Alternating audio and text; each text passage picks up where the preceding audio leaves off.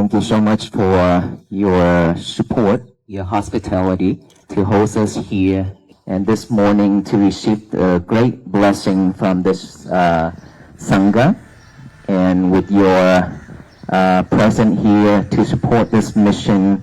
Thank you so much. I have to tell you, Sri Lanka has a great weather of welcoming the monks Walk for Peace. 2 seasons on the same day. Super hot in the noontime, during the noontime, and then after that rain. So our first day of walking giving us blister and burn in our feet, and then after that we get soaking wet. So great weather and great welcoming for the Walk for Peace team. But we love it. This is our journey. We have to endure through all this challenge, regardless of the weather. Even in the United States, when we were walking freezing weather as well, snow. And so here we encounter hot, the heat and the rain. So this is something that we can call normal for the Walk for Peace team. We are not well trained for all these, but we are very flexible to adapt to the new weather. And being here this morning, before we take off for our next leg, I would like to ask you all one question, very simple. Do you know why you're suffering? I would like to listen to your answer. Do you know why you're suffering? Expectation. She just answered it. Expectation. Living in this world, we expect a lot. We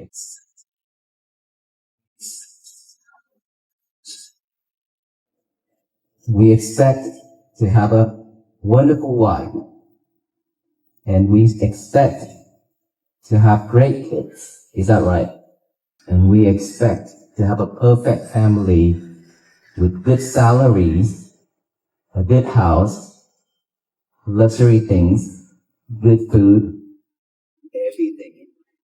And then when we cannot have all those expectations, we cannot achieve all those, then we suffer.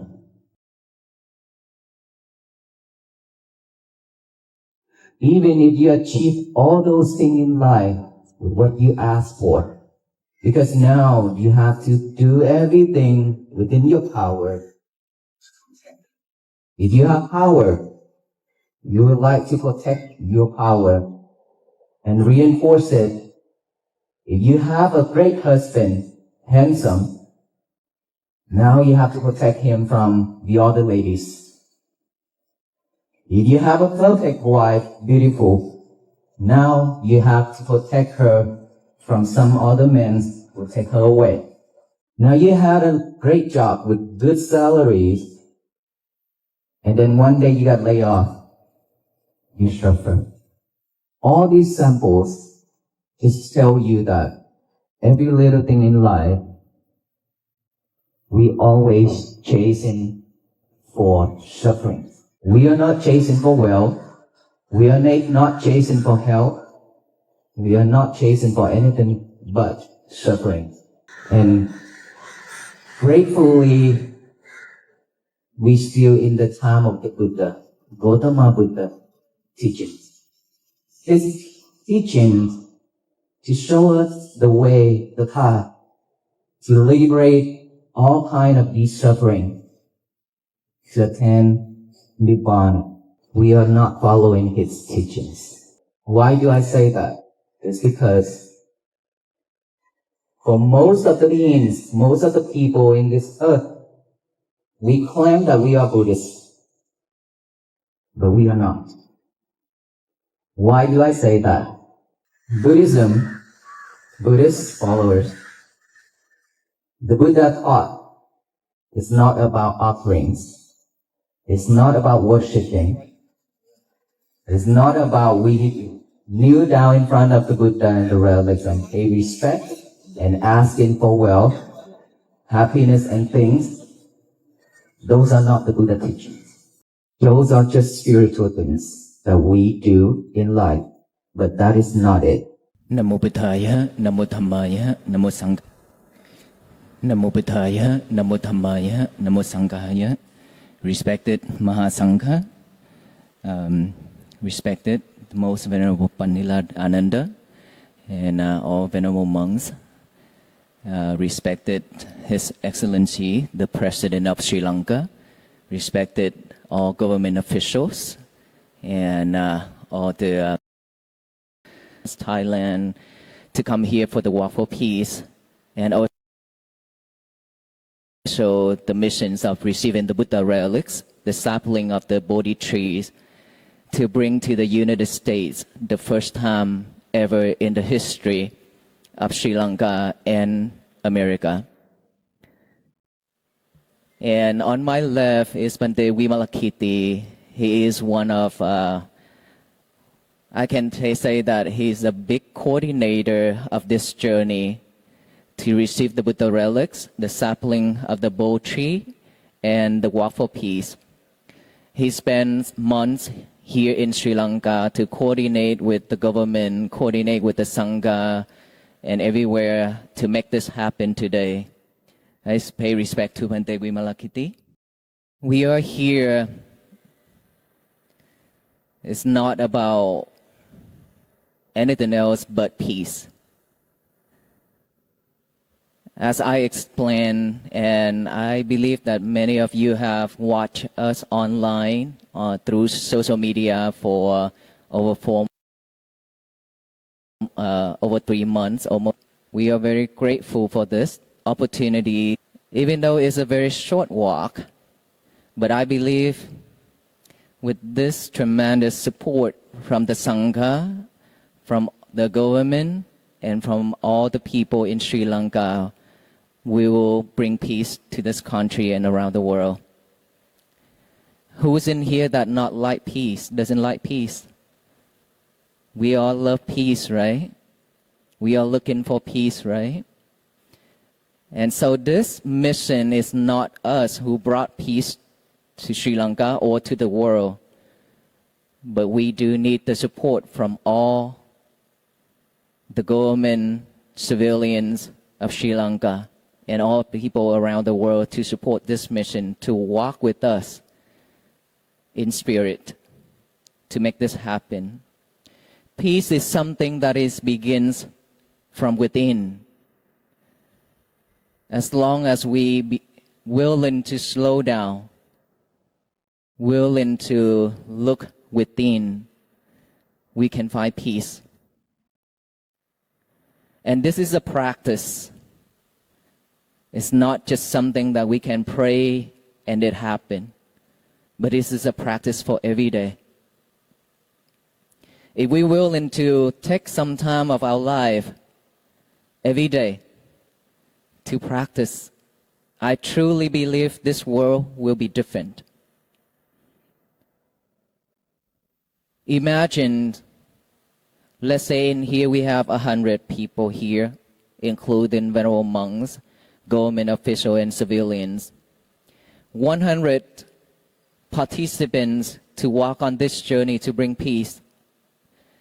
It means there will be 100 of people who purify their mind and will not spread hate, anger, or delusion to the universe. Will not create any drama or any conflicts to this country or to the world.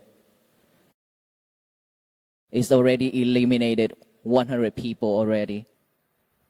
The closest.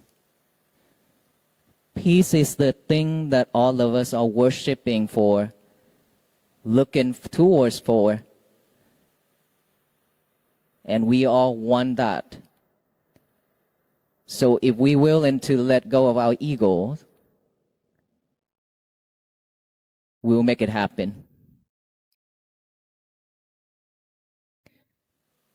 And so tomorrow is our walk begins, or the morning of tomorrow, the next days, we'll start walking.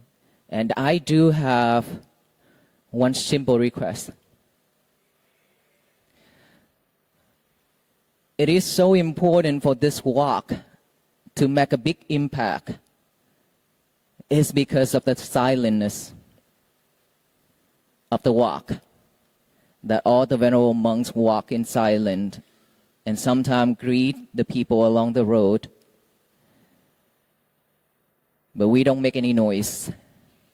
We mindfully walk, mindful on our footstep and on our breathing. And then when we come to the lunch area and then the night rest, we deliver a speech with the people, with the crowd. But other than that, we respectfully ask all civilians, YouTubers, TikTokers, and media not to follow us every step, every corner, every road, to be sure that this peace walk will make a big impact to the people. The bigger the crowd walking without mindfulness, it will create a chaos. For that reason, we experience in America, and this is only 6 days walk. It is very meaningful and it's very important to make it happen. So in here, I respectfully request all of us to support this mission by not following the monks every corner, every step. You are more than welcome to stop at your location to video, to watch, to pay respect and things like that. But not to follow us the whole day or the rest of the journey. And one more thing that we need to be consider, which is the offerings. I know that there will be a lot of people, supporters wanted to offer something like even a bottle of water or a piece of candy to the venerable monks. But we have to be mindful when we offer as well. Please do not push each other. Do not try to touch the monk. Do not try to touch Aloka. And do not try to squeeze the monk to the corner, because when we walk on the road, there will be a lot of people on the side of the road, and then we don't have any more space to walk on. And so be respectful and be careful with all that to cultivate merits for ourselves.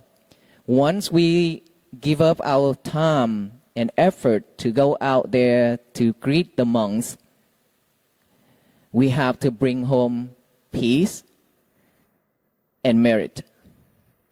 We cannot bring home madness, angry, or unwholesome minds. That is very important. And today I will take this opportunity to share all that requirements for the benefits of all the venerable monks, for the benefits of the country, the world, and yourself. Thank you so much. Buddha Saranai. Thank you. Dear Most Venerable Bhante Panila Ananda, Vice Chief Incumbent of Mahasangha Congregation in Sri Lanka, Most Venerable Monks Mahasangha in Sri Lanka, the representative of the government of Sri Lanka, the media of Sri Lanka, the Sri Lankan Buddhist devotees and Dhamma friends. We respectfully bow homage to and express our deepest gratitude to all the Venerable Mahasangha of Sri Lanka, especially Most Venerable Panila Ananda Mahanayaka. The spiritual friendship between us and Venerable Bhante Ananda began in 1992, when I first arrived in the United States and resided at Houston Buddhist Vihara in Texas, founded by him with Venerable Bhante Nanda Kambur Gali serving as an abbot. In 1996, when I moved to Fort Worth to build Hung Dao Vipassana Bhavana Center, the close and enduring relationship between Attanagala Temple and Hung Dao Temple continue and remains strong to this day. We sincerely express our gratitude to Venerable Vimalakirti, Abbot of Gautama Buddhist Vihara in Allen, Texas, for kindly of all Sri Lankan devotees for the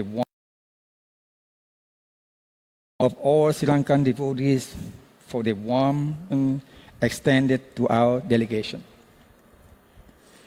Our delegation includes myself, Venerable Ratanaguna Mahathera, my disciple, Reverend Panyakarathero, the leader of Work for Peace in the United States and also in Sri Lanka, and all the Work for Peace monks in the United States, along with Aloka, consisting of 7 monks from Thailand, 1 monk from Laos, 3 monks from Vietnam, 1 Vietnamese monk from France, and so along with many lay Buddhist members from the United States and Vietnam. During this trip in Sri Lanka, our monk Work for Peace will undertake a 7-day Work for Peace journey from April 22nd to April 28, 2026. Passing through the cities of Dambulla, Matale, Aluvihari, Kandy, Mawanela, Beli Gammana, Kelage, Tolangabua, Kapchukama, Yakala, Mahara, Kelania, and Colombo. With the generous support and assistance of the government of Sri Lanka, the Department of Religious Affairs, the Sri Lankan Buddhist Sangha Congregation, the media, and Sri Lankan devotees. We are deeply moved and filled with joy to be present today in Sri Lanka, a land with a long and profound Buddhist heritage. Our purpose is to respectfully receive the Buddha's sacred hair relics and bone relics and a branch of the Bodhi tree descended from the Sri Mahabodhi to be enshrined in the United States with the kind approval and generous support of the government of Sri Lanka. At the same time, we humbly invite the most venerable elders of the Sri Lanka Mahasangha to graciously visit and bless Hung Dao Temple. And we respectfully invite representatives of the Sri Lankan government to attend on the occasion of the International Vesak celebration. The esteemed presence of the Venerable Mahasangha and representatives of the Sri Lankan government, the Venerable Mahasangha, good health, peace, and all the sweet fulfillment and all noble endeavors in the Dhamma. We also extend our best wishes to the representative of the government of Sri Lanka, the Department of Religious Affairs, all devotees, and the media. May you always be blessed with peace, prosperity, and success in all wholesome aspirations under the light of the Dhamma. May the Triple Gem bless you all. Namo Buddhaya. Thank you. There is a profound, almost forgotten rhythm to the human footstep, a steady cadence that has the power to draw us out of the chaotic whirlwind of our minds and ground us firmly in the soil of the present moment. Imagine, for a moment, a group of monks walking along a dusty road. They are not walking to rush to a destination, nor are they marching to conquer. They are simply walking. As they place one foot in front of the other, they are moving through a world that is completely outside of their control. The weather, much like the circumstances of our daily lives, is deeply unpredictable. In the span of a single day, they might be scorched by the blistering, unforgiving heat of the noon sun, their feet burning against the pavement, only to be caught in a sudden, torrential downpour that leaves them soaking wet. In other seasons, on other roads, they have walked through the biting, freezing snow. Yet, when asked about these harsh conditions, there is no complaint. Instead, there is a gentle smile and a quiet observation that the weather is great. They recognize that the sun that blisters and the rain that chills are simply the natural unfolding of the world. This is the first, perhaps most challenging, step on the path to inner peace, the radical acceptance of the elements around us. In our modern lives, we spend so much energy trying to control our climate, both literally and metaphorically. We curate our environments, schedule our days down to the minute, and brace ourselves against the inevitable disruptions. When the metaphorical rain falls, when a flight is delayed, when an unexpected bill arrives, when an illness strikes, our first instinct is to tense up, to resist, to declare that the weather of our life is terrible. But what if we were to adopt the flexibility of the pilgrim? What if we could look at the sudden storms and the blistering challenges not as personal attacks from the universe, but simply as the changing seasons of a single day? By learning to adapt gracefully to the weather, we stop fighting reality, and in that cessation of hostility, a profound quiet begins to settle over the mind. If the weather outside is out of our hands, we must then turn our attention to the weather inside, to the storms we generate within our own hearts. If you were to ask yourself right now, in the deepest stillness of your being, why you are suffering, what would the answer be? It is a question that cuts through the noise of our busy lives. Often, our immediate response is to point outward. We suffer because of our job, our bank account, the political climate, or the way someone treated us. But the truest, most enduring source of our pain is much closer to home: expectation. Living in this world, we have been conditioned to expect a tremendous amount. We draft elaborate blueprints in our minds of how our lives ought to unfold. We expect to find the perfect, flawless spouse who will intuitively understand our every need. We expect our children to be perpetually successful, well-behaved, and grateful. We expect a career that offers a soaring salary, a house that looks pulled from the pages of a magazine, and a steady stream of luxury and good food. We construct a rigid scaffolding of how reality should look, and when the messy, beautiful, unpredictable reality of actual human life fails to align with that scaffolding, we experience deep, agonizing friction. This friction is suffering. Every time we look at our spouse and compare them to an impossible ideal, we rob ourselves of the opportunity to love the real, wonderfully imperfect person standing in front of us. Every time we measure our modest, comfortable home against a mansion we cannot afford, we turn our sanctuary into a source of bitterness. Our expectations act as a heavy, suffocating blanket thrown over the present moment.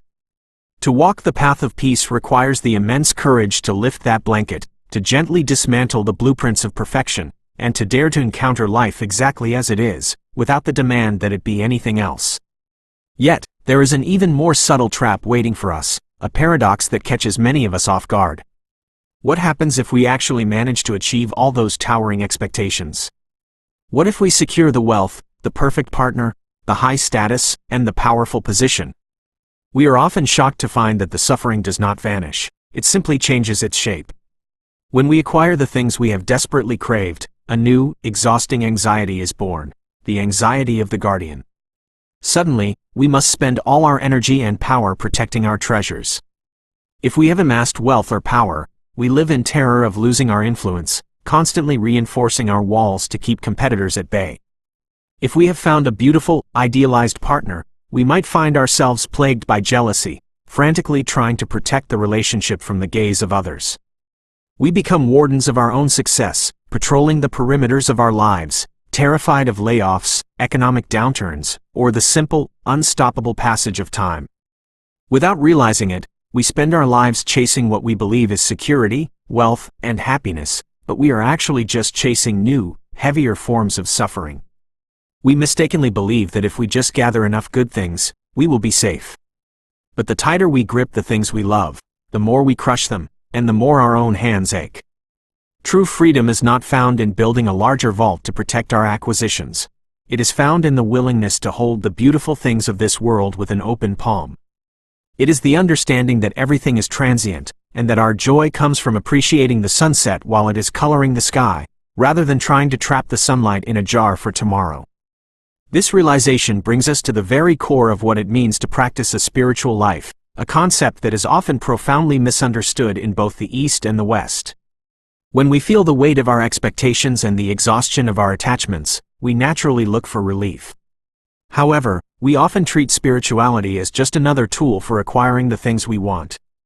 We reduce profound teachings to transactional rituals. We imagine that if we kneel in front of a statue, light the right incense, offer a prayer, or attend the right retreat, the universe will reward us with the wealth, health, and perfect relationships we desire. We use spirituality to ask for a better set of circumstances so that our egos might be more comfortable.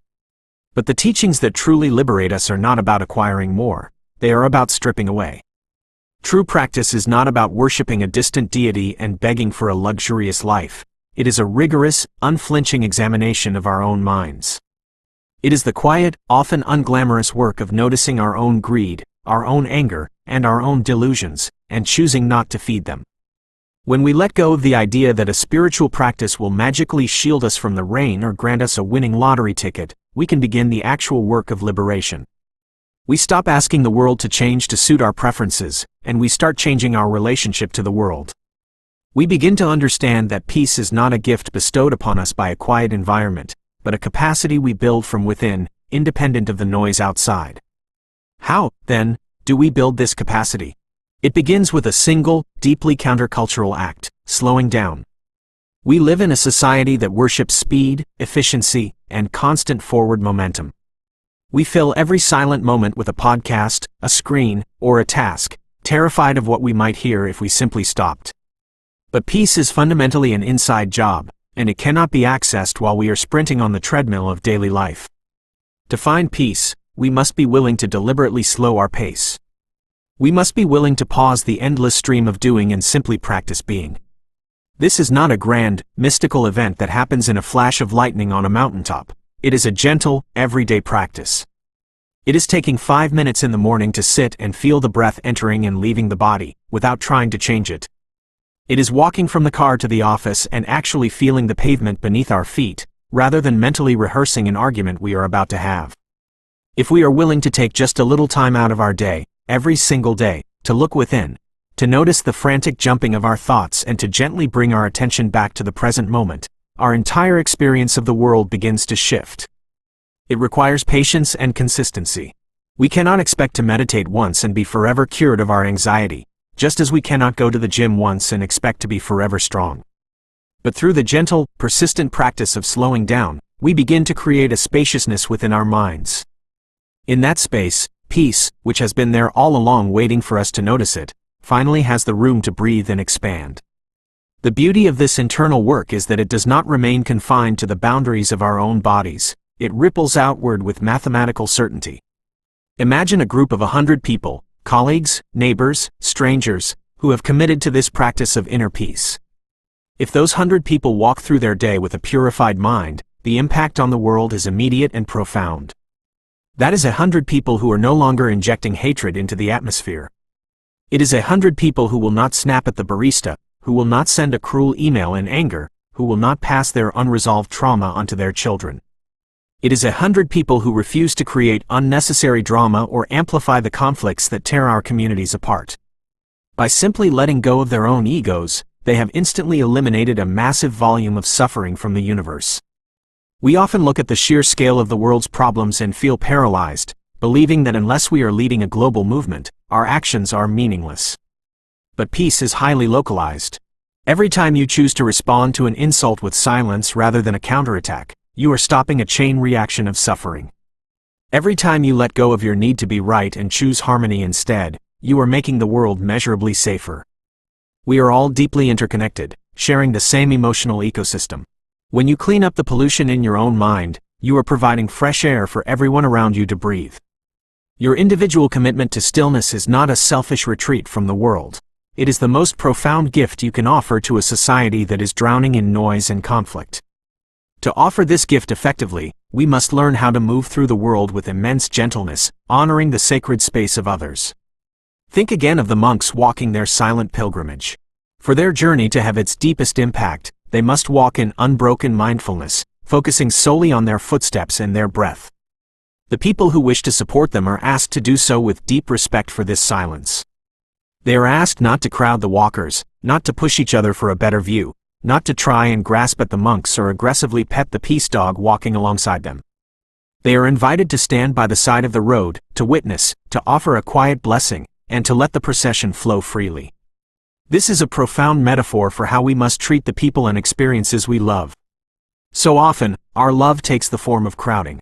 We smother our partners with our anxieties, we hover over our children out of fear, and we aggressively try to extract happiness from our experiences, squeezing the joy out of them in our desperation to hold on.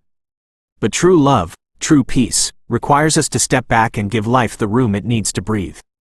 We must learn to appreciate the beauty of a moment without needing to capture it, to love a person without needing to possess them. As we walk through our own daily pilgrimages, through the grocery aisles, the boardrooms, and our own living rooms, we have a choice in what we cultivate. If we walk with frantic grasping, we will bring home madness and exhaustion. But if we can learn to stand quietly by the side of the road, offering our presence without our demands, observing the world with a calm and open heart, we cultivate a deep, enduring merit. We become quiet sanctuaries in a loud world. May you always find the courage to walk this path of gentle awareness. May you drop the heavy burdens of expectation, and may you bring true, unshakable peace into the home of your own heart.